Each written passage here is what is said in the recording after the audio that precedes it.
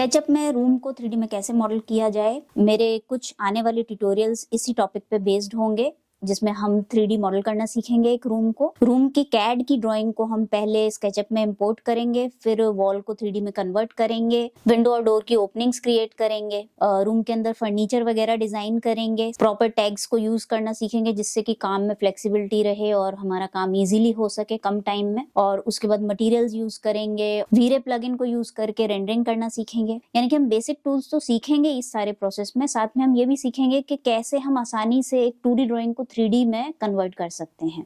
यानी कि बहुत कुछ सीखने को मिलेगा, तो इसलिए चैनल को सब्सक्राइब करने के बारे में सोच सकते हो। चैनल का नाम है Designgorithm. Hello everyone, my name is Shaili Rajput and welcome to Designgorithm. Let's begin today's video. सबसे पहले हम कैड के प्लान को इंपोर्ट करते हैं स्केचअप के अंदर। मैंने डिस्क्रिप्शन में भी लिंक इसकी दे दी है, जिससे कि अगर आप चाहो तो उसे डाउनलोड करके मेरे साथ में प्रैक्टिस कर सकते हो इस पर। यहाँ मैंने स्केचअप ओपन कर लिया है और फाइल के अंदर हमें इंपोर्ट पे क्लिक करना होगा और मास्टर बेडरूम की कैड की ड्राइंग को हम नेविगेट करेंगे, ऑप्शंस के बटन पर क्लिक करेंगे और इसकी सेटिंग्स को भी एक बार चेक कर लेंगे, ओके करेंगे, इंपोर्ट पर क्लिक करेंगे। प्लान यहाँ इंपोर्ट हो गया है और ग्रुप में ये इंपोर्ट हुआ है। अब ड्राइंग को प्रॉपर्ली मैनेज करने के लिए हम कुछ टैग्स क्रिएट कर रहे हैं यहाँ पर। ऐसा करने से हमारे काम में फ्लेक्सिबिलिटी आती है, हम कभी भी किसी भी टैग की विजिबिलिटी को टर्न ऑन या ऑफ कर सकते हैं। मेन टैग को हम यहाँ पे लॉक कर देते हैं जिसपे प्लान हमारा पड़ा हुआ है। अब हम फ्लोर के टैग को करेंट करके, अब यहाँ हम लाइन टूल को यूज करके फ्लोर को क्रिएट कर रहे हैं।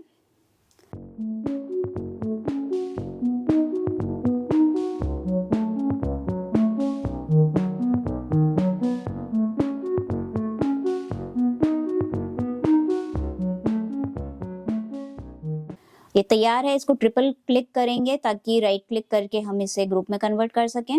ये बहुत इंपॉर्टेंट स्टेप होता है, इसको याद रखना। एक बार टैग को ऑन ऑफ करके चेक भी कर लो कि प्रॉपर टैग के ऊपर प्लेस्ड है या नहीं।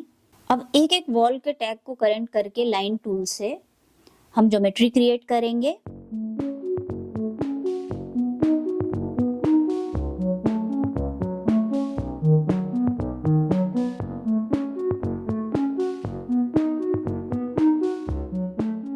और ग्रुप में कन्वर्ट करते जाएंगे।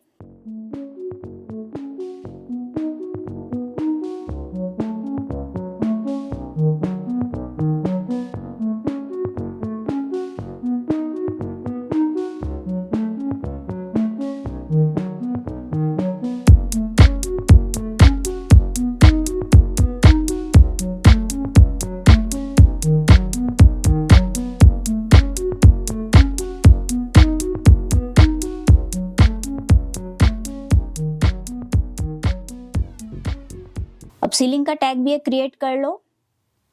फ्लोर को ही 8 फीट 9 इंचेस ऊपर की तरफ कॉपी कर लेते हैं हम। इसके लिए हम मूव प्लस कंट्रोल को यूज करते हैं। बाद में इसको सिलेक्ट करके सही टैग के ऊपर प्लेस करेंगे।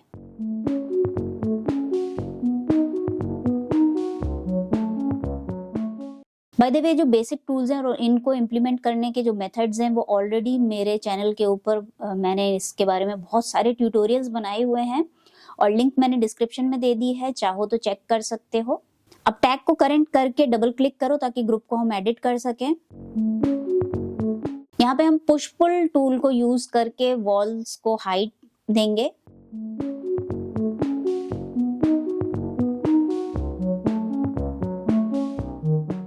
ये एक रियल यानी कि एक्चुअल रूम का ही एक तरीके से प्लान है जिसे हम 3D में कन्वर्ट कर रहे हैं। तो यहाँ पे जो भी पिलर्स और बीम्स की जो सिचुएशन है, जितने डिस्टेंस पे ये बीम्स और कॉलम्स आ रहे हैं, मैंने उस हिसाब से ही इस प्लान को क्रिएट किया है।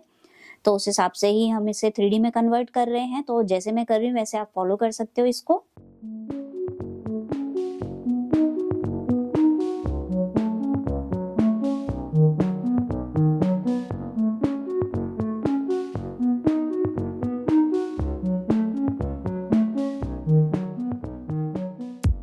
यहाँ पे स्लाइडिंग डोर आएगा, तो यहाँ पे हम ऊपर की ज्योमेट्री क्रिएट करके इसकी ओपनिंग क्रिएट कर लेते हैं स्लाइडिंग डोर की।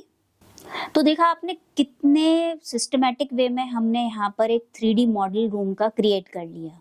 अगले वीडियो में हम ऐसे आसान स्टेप्स को फॉलो करके एक वार्डरोब को क्रिएट करेंगे 3D में और उसको इस रूम के अंदर मूव करेंगे। अगर वीडियो पसंद आया है तो लाइक का बटन प्रेस कर सकते हो, चैनल को सब्सक्राइब कर सकते हो एंड कीप वॉचिंग डिजाइन गोरिदम।